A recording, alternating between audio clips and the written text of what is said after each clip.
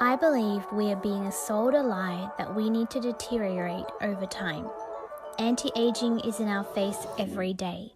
People are afraid and ashamed of not being young. While aging is inescapable, I believe we can improve as we age.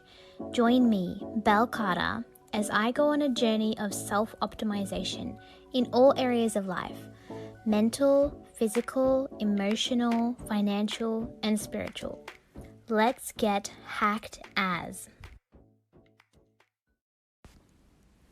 Hey, everybody. Hey, hackers. Welcome back. Today's episode, I want to talk about this story I am telling myself. The story you may be telling yourself. I was just watching a video by Brené Brown. You may know she has the number one TED Talk, the number one most watched TED Talk about vulnerability. It's amazing, it's powerful, and I think everyone needs to hear it. So what Brené was saying in this talk she was giving was talking about the story you're telling yourself. Now, Brené Brown she calls herself a studier of shame. So she does a lot of work around coaching people how to get the most out of life by being vulnerable. And it's a tricky subject. It's heavy, it's hard, but it's the best thing you could possibly do if you want to be more connected, if you connected to others, if you want to be heard, you want to be seen, you want to be listened to, if you want to fail and fall and get beaten and bloody and bruised, but the payoff is worth it. Because you will fail. That's what happens when we're vulnerable. I mean, I am totally expecting that not everything is going to go smoothly, even with my podcast. Here we are at episode, 12? And I'm excited about it, and it's only early days yet, and I am aware that there's going to come tough times, and that's totally fine. I am more than happy to be vulnerable if it means it'll touch the heart of one person. So, back to my story, this story we're telling ourselves. So Brené says that in a study she did, the most resilient people have one sentence in common, and that is the story I'm telling myself. I don't know if you've heard that before, but that is certainly something that's come up a lot in my life, in my personal development journey, is sometimes I'll give my excuses to my friend, and he will say, or his wife will also say to me, Bella, that's just the story you're telling yourself. And it's true, it's all a story. It's all a story. And the powerful thing is, and this is where you can be super resilient, is the story you are telling yourself can be in your favor. I have had a coworker, you know what I mean? One of those coworkers. I started a new job, and she was there not much earlier than me. She was a hard worker. She was super hard worker. This is my first time ever being in the hospitality field. I'd always been in retail. So you know that feeling when you're learning a new skill and you can feel your brain growing, and it's the most uncomfortable thing because nothing makes sense. But your brain is literally creating new neuron paths. Even though you might think this is a simple thing, and everyone there thought I was just mental because I wasn't getting it. I wasn't understanding how this happened and that happened. I didn't understand what the flow was or the systems. And to be fair, I wasn't even trained. I was just thrown on the shift and expected to fill a position. There's supposed to be 3 people on, and I was the third one, and so there were really just 2 people on, because I was just really, at the end of the day, I was a new person. I didn't know what the frig was going on. I had never even worked in hospitality before, so it was saying it was hard was an understatement. I went home feeling like when I had just joined when I just moved schools. When I moved schools and I couldn't make friends for so long, and it was the worst 8 months of my life. And but it felt like I'd gone back to that, and it was so horrible. And then to make matters worse, this girl who was a super hard worker, she was a completely different character to me, completely different. I don't have people like her in my world. We just don't. We don't run in the same world. That's just because we're completely different, like chalk and cheese, and not the kind of chalk and cheese that randomly gets together in a relationship. So this chick, she very clearly did not like me. She didn't even try and hide it. Initially, it seemed like she was trying to be nice, but then I would hear from friends that I eventually made friends that this girl was talking crap about me, and I'm like, I've literally said like 2 sentences to her in my life. Like, why would she even feel the need to talk crap about me? She made it very clear whenever I came into a room that I was not welcome there. If someone there was, I thought, my friend, she would try and keep that person away from me. She would try and be the center of attention so that I would be left out. She went out of her way to make sure I felt left out. This was a really, really hard, really, really hard time for me. I was like, oh my God, are you serious? At this time, I think it was my pride keeping me in that job.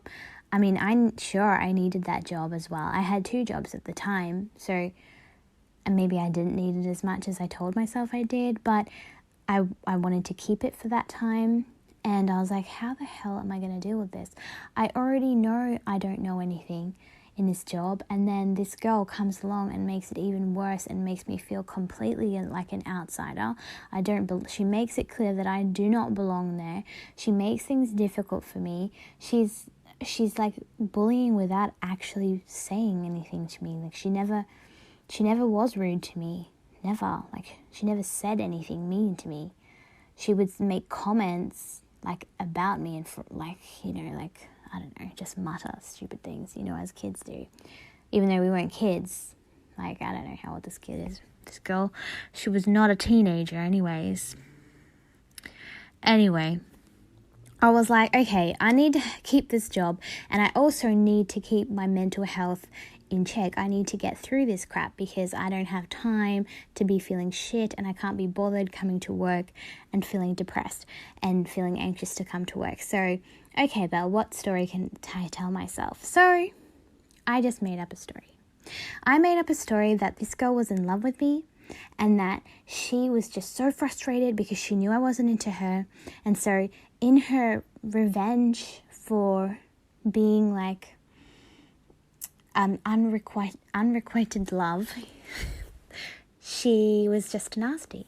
So this boosted my confidence, like, oh, little ego trip for me there, like, oh, she's totally into me and she's just upset that she can never have me. So that's why she's not nice to me.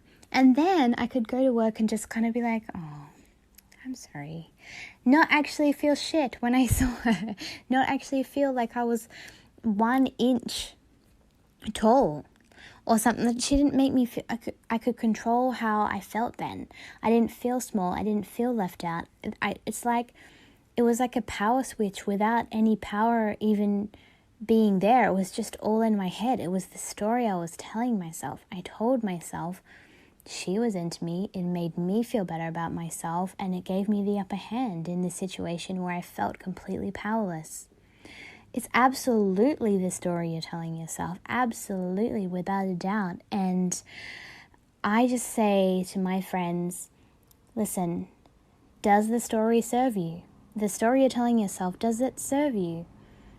Are you telling yourself a bullshit story that's just making you feel crap and giving yourself excuses as not to get things done, which is very commonly the case? I have to check in with myself often. And it's normally when someone asks me a question and then I give my excuses, and then as I'm saying them, I'm realizing, oh my God, that's just a story I'm telling myself. I don't have enough time. When I stop working so much, I'll have enough time to do this. Oh, that's such crap. I definitely have enough time. If I go to work for 8 hours and then I've got 1.5 hours in the gym, that's 9.5 hours down. And then how many hours we have in a day? 24. So I've still got like 14-ish hours. I don't really know how. Maths is not my strong point. So there's still 14-ish hours, then plus 8 of them I'm going to sleep for. So 14 minus 8 is 6. So I've still got 6 hours there. Then I can get a lot of stuff done in that time. It's just about how I use it. So I knew that was a bullshit story I was telling myself. And the power of stories is real. It's just remarkable the way you can tell yourself something and your mind will believe you, whether it's true or not. If you tell the story consistently enough, it'll believe you and it'll act as if. So make sure that the story you're telling yourself is actually serving you. You can take this to the next level if you want. People can come in here and nitpick this and say, oh yeah, Belle, well, you shouldn't be living in a fantasy world and blah, blah, blah, blah, blah, blah. Sure, if you want to take it that far. But you know exactly what I mean when I tell you this. You know exactly what I mean. It is the story you're telling yourself. And make sure that the story you are telling yourself serves a purpose. Don't let it just be something that is a cop-out for you and you procrastinate and you don't get shit done because you're telling this story.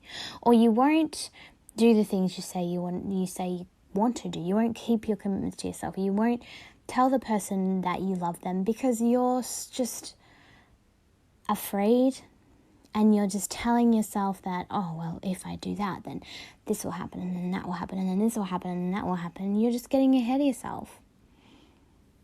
So make sure that the story you're telling yourself serves you. I was saying to my friend the other day that, isn't it funny when you send someone a message and you don't hear from them for days and days? It does things to your mind. It really does. It's like, it can wreak havoc. You can just go completely mental if you want to. You can read all kinds of things into this lack of message. And this is when the power of the story you're telling yourself really comes into play. This happens so much when my friend and I do boy talk. It's like, I haven't heard back from him, and but this happened and that happened, and then when we went our separate ways, like this was really weird, and so he's probably doing this, and he's always online, and he's never replying, and it probably means this, and oh my God, we don't know. Like, we know making assumptions makes an ass out of you and me, right? But we can't help it. We just play some stupid story. And I'll say, okay, look. And I have to even give myself this pep talk. Okay, we don't know the facts. We don't know. Honestly, anything could have happened. Anything at all. We don't know the facts. Let's tell ourselves a good story that will give us peace. So we can at least have peace. When we know the facts and we know for a fact that, yes, they were ignoring you and they are a player, then we can deal with those emotions then. But for now, we don't know the facts, so let's play ourselves a good story, a story that feels good, a story that serves us, a story that keeps us here and present and not makes us go mental. So, everybody, hackers, the story you are telling yourself will make or break your day. It will make or break your day. And the one person who gets to decide what that story is that plays is you. So choose very carefully. And I hope that this story has served you as it serves me. Hey, thanks for tuning in. I hope you've learned a hack or two today. If you like what you're hearing, you know what to do. Like, subscribe, rate, comment, share, depending on where you're listening. If you have any questions for me or any of the guests you hear on the show, send them to hackedasradio.com for a chance to be featured. Remember, your best days don't need to be behind you.